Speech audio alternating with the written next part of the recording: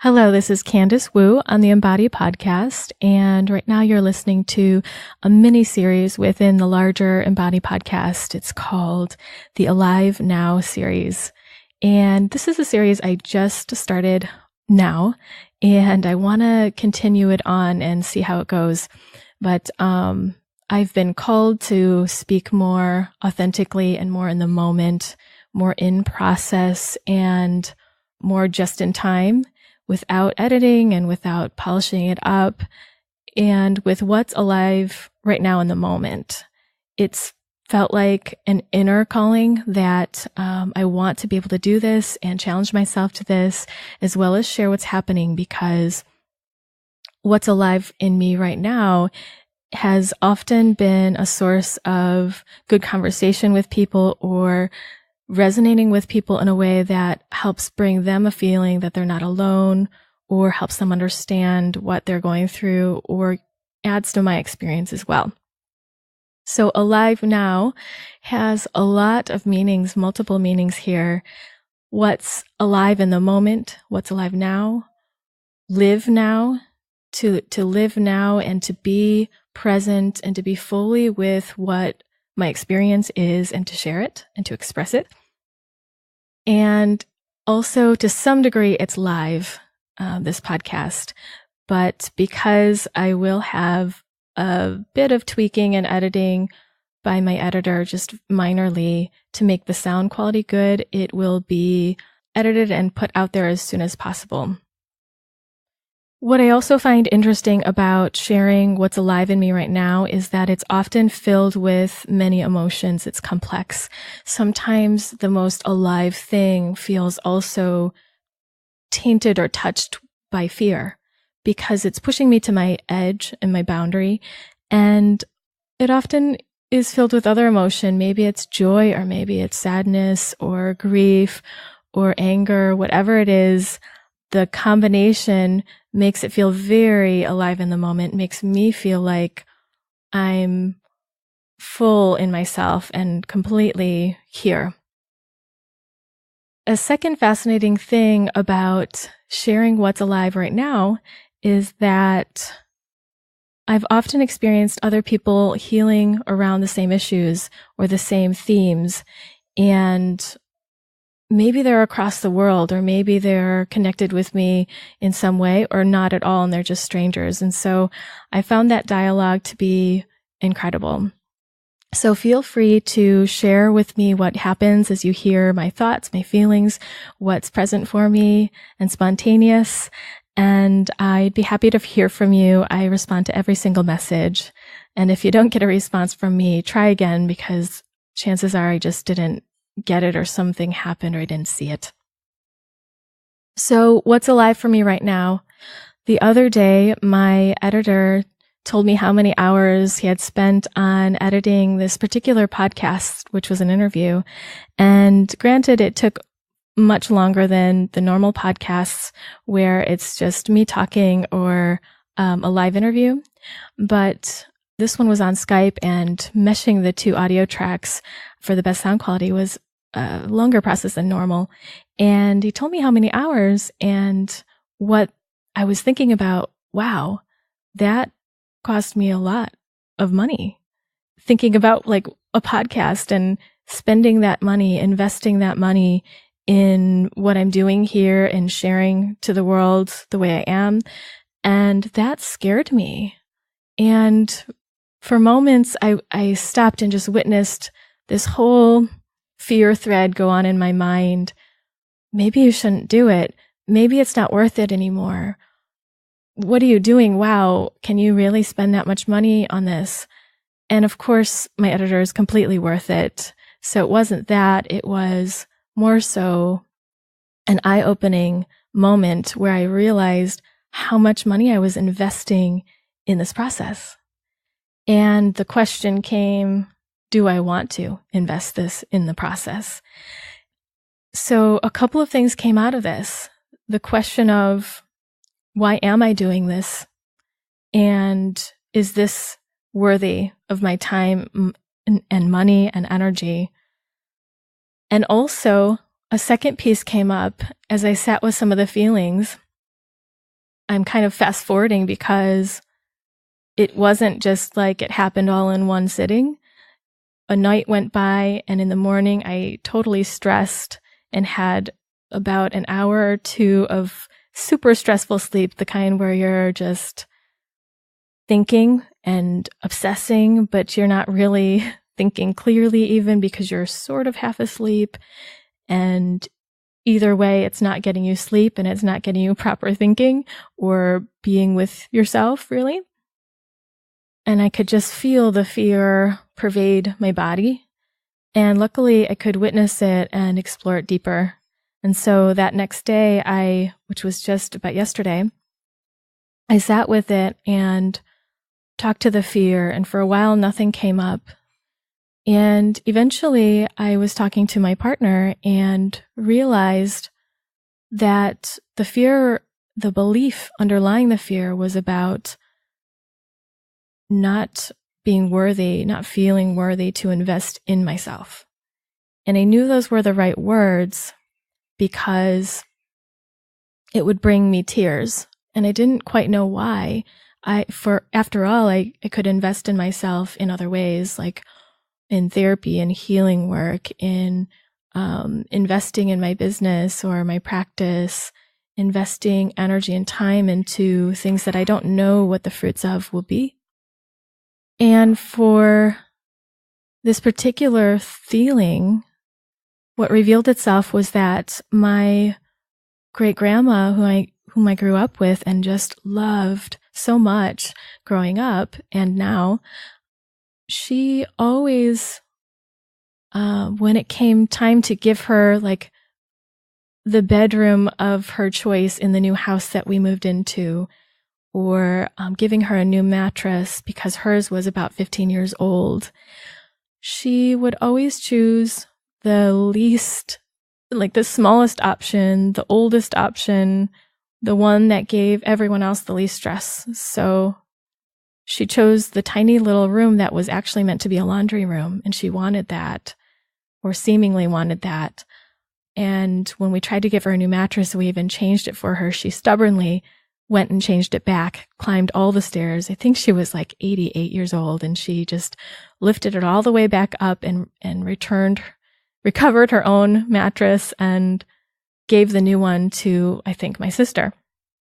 And what I realized was that there was so much pain in seeing my great-grandma reject things that could be investing in her and that she could receive and that we all wanted to give her. And at the same time, I could feel her love in giving it all to us. But there's something left in that feeling of worthiness to invest in yourself there. And so when I felt into that, I already was grieving and some energy inside my body was moving. I could feel sensations of tingliness in my chest and some tightness breaking up and opening, and I could breathe a little better. And to let it move a little farther, I used forgiveness. And it's something I use with my clients as well as with my own healer who taught it to me. And I use the words, I forgive myself for judging myself, for believing that I'm unworthy of investing in myself. And I also used, I forgive myself and my ancestors for all the times and places that we felt unworthy of investing in ourselves. And that just let the rest of it move. And granted, I do have a lot of practice with letting feelings move through my body without blocking them or without holding tight. And so I could just feel that release. And as soon as that happened, it was maybe an hour or two later that I just felt like I'm totally renewed with energy about continuing this podcast and even coming up with new ideas around it and feeling like I am worthy of investing in. What was also quite nice in contrast to my story about my great-grandma was that I learned that my partner, he had a story that seemed to be opposite that about his grandmother, where he said that his grandmother would, even recently, even in her 80s, she bought a €3,000 desk, a very nice desk for herself because she wanted a desk, and how easy it was for her to do that. And also excited she was to be able to pass that down in the family line, that someone else would be able to have it later. But that just brought even more heightened awareness around what my experience was. So if this is resonating with you in any way, I'd encourage you to explore it deeper. Perhaps it's about experiencing how you invest in yourself or your own worthiness, or learning a tool that I've shared today about forgiveness or feeling emotions through the body or talking with fear. I didn't elaborate on it too much, which I will another day, but I'd be curious for you how it's touching you and in what ways. And again, I'd encourage you to share that with me. I want to mention 2 other pieces today that seem to touch in on this as well. Just this morning, I got an email from somebody that I just burst into tears because this person wrote that they had listened to my podcast and felt like it had resonated with them in some ways and that they were experiencing some similar things. And that this weekend they were singing, this is part of their career, they were singing and performing and found themselves feeling tightness in their chest and a lot of anxiety and gasping for air even. And then later when they were at yoga, the same feeling came, this gasping for air and a lightheadedness. And as this person went to create their intentions for that day and sit with themselves, they noticed shaking in their legs and a lot of feelings moving through. What they said to me was that instead of dismissing their feelings, pushing them away, not feeling them, or even having huge concern or fear about the experience, they instead were able to be with themselves, even voice to their partner that they understood what was going on to some degree and let them know what they needed about this, navigating through their feelings. And within a couple of hours, all of these emotions had passed and they were diffusing some oils and drinking some yummy teas, loving their inner selves with practices that we had worked on together before. And I've also received a few other messages from people where they felt like this really described something they were going through and it had helped them put together some of the pieces of what they were experiencing. Oh, I'm realizing now that I haven't even mentioned which podcast this is. It's the one on spiritual and existential crisis. It's called Freedom and Expansion, the Terrifying Gifts of Spiritual and Existential Crisis. And this is one of the things that happens to me when I record live is I just forget to say some details. So here it is. But I am so touched by all of the messages I've received and all of the personal and vulnerable stories that have come my way because of what I've shared. And this is one of the joys that I have of sharing so deeply and being on the receiving end of the story of your souls. So thank you so much for listening and following along and giving that feedback to me as well. And at the edge of wondering and inquiring why I'm doing this podcast, these pieces of feedback have just given me so much heartfelt delight and gratitude and purpose as well for expressing myself in this way. So it comes with my personal purpose of growth and vulnerability and challenging myself to be at my living edge, but also to hear and to converse with people about what they're going through. It's just one of my joys. The last Alive Now piece I want to share today is about someone who passed away recently, Avicii. His name is Tim Bergley. He's a Swedish musician and DJ. And a lot of you may know his music because it's beautiful and it's lively And actually, for the longest time, I had known his music, but didn't know him specifically as the artist. Like, I didn't know the name of who sang this song, Wake Me Up. As I learned about his death recently, I also just burst into tears, and I wasn't sure why. And I think it's so interesting to hear things in the news and to hear things about other people, because it really provides some stage for exploring my inner world, and not to take away from what's actually happened, like the passing of Tim Bergley and the sadness that's around that for a lot of people, including his family and his listeners. But it gave me a lot of sadness just to know that he's so young. And when he was, I believe it was in 2012 or maybe 2014, I can't remember now, but he realized that he was on this path to death. And he even said in his documentary that if I keep on going on this pathway, if I keep on performing, I'm going to die. And from things I've read, apparently he had told press and media that he did not want to be lured back into that world because he knew that it would kill him. And it had gotten so bad, so rock bottom it seemed, that he knew he had to make a change. And then that he died 2 years later, or a couple of years later, that just hit me really hard, because it hit me in the spot where I know there are certain things that I need to do for my own self-care. Another level of letting my body take the lead and listening and doing exactly what my body wants, not pressuring it to do more. That level of self-love and care is what my body's been asking for. And there are ways that I've pushed it aside, even here where in Bali, where I'm able to take a lot of time to rest.